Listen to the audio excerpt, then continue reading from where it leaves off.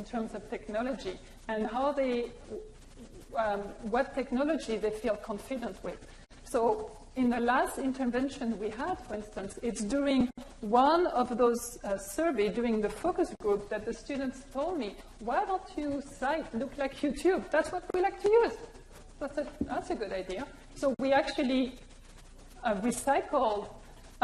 So when you think of the focus group, once we do the discourse analysis of all the comments that we get from the users, we can see how we can recycle the data into redesigning the system, but also into redesigning the task and rethinking of the role of the instructor and the role of the task within that sort of mediated activity. And that's really important, because what we realized the first time is that the task was done within the course, but the instructor completely ignored the system inside the course. So the students, when we asked them, what do you think we did? They told me, well, we were evaluating your site. Well, actually, the intention was to give them a learning task. So we'll see what we get this year. But so really briefly, you can see at the bottom how we actually recycling the data to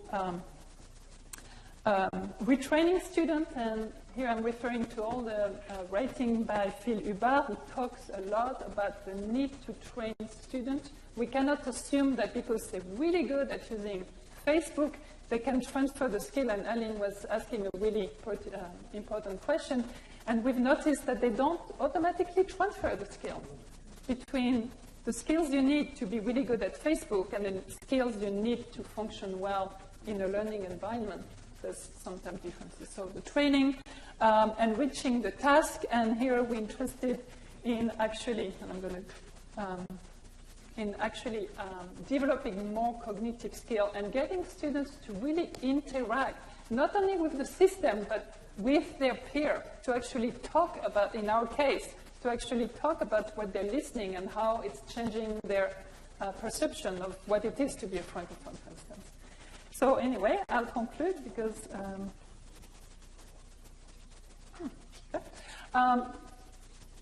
so we really believe that this recycling of data is a good, innovative way to actually create what I call a balancing act between the learner and the system. And I should say the learner, the instructor, and the system.